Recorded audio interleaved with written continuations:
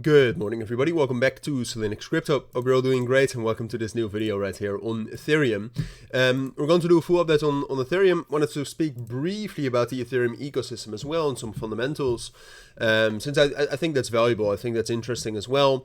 But Ethereum so far on its own has moved exactly as expected, right? I mean, what we said yesterday is that Ethereum is one of the strongest majors right now, which I still stand by.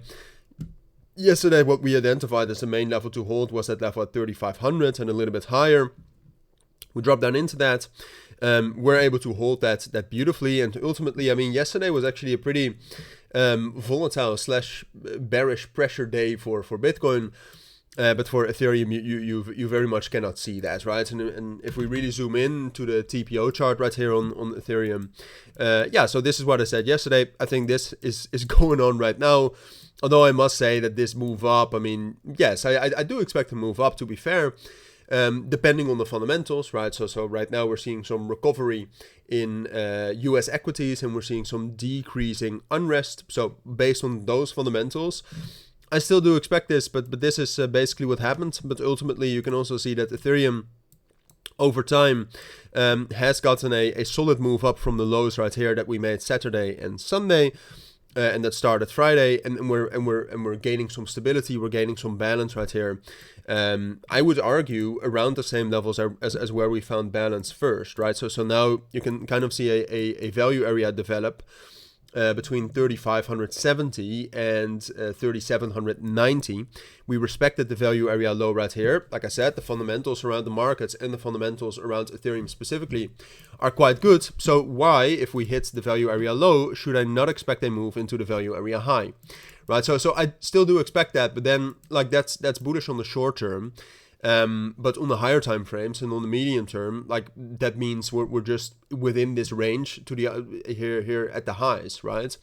And that is also what I do expect. I mean, even though I think Ethereum is quite strong here, and I think both the fundamentals and the technicals support that, I don't see enough strength to break out and rally up to 4,000 and 4,100. We spoke about that yesterday, and it is a possibility, but we need to see some more for that.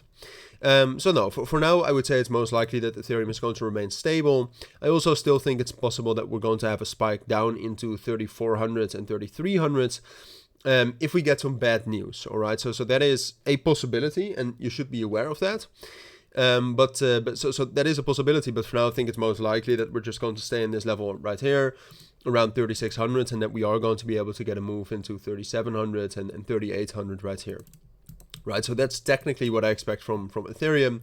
I think that's in line very much with the technicals. I think that's in line with the markets as well. I mean, Bitcoin yesterday, like I said, there was quite a lot of bearish pressure, but ultimately it's holding some sort of balance here as well. Which suggests that we can get some sort of a move into the imbalances to the upsides, and Bitcoin still to a certain extent pulls Ethereum up with it as well. And then from there, I think we'll reject back down, right? I mean, at this point of time, I don't see enough reasons, or I don't see enough indications that we can actually sustainably break out. Now, what I do think is great, and something I don't think you should miss, is that Ethereum ecosystem is actually doing relatively well again.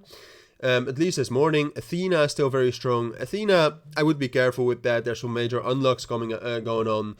But Pendle, for example, is quite strong. Arbitrum is quite strong. And personally, I still like ENS, Ethereum Naming Service, a lot. So the fact that the ecosystem is doing good is both great for Ethereum itself, because obviously that creates more fundamental bullish sentiment, I would argue, for Ethereum, but those are also opportunities I think you need to keep an eye on. So make sure to do that.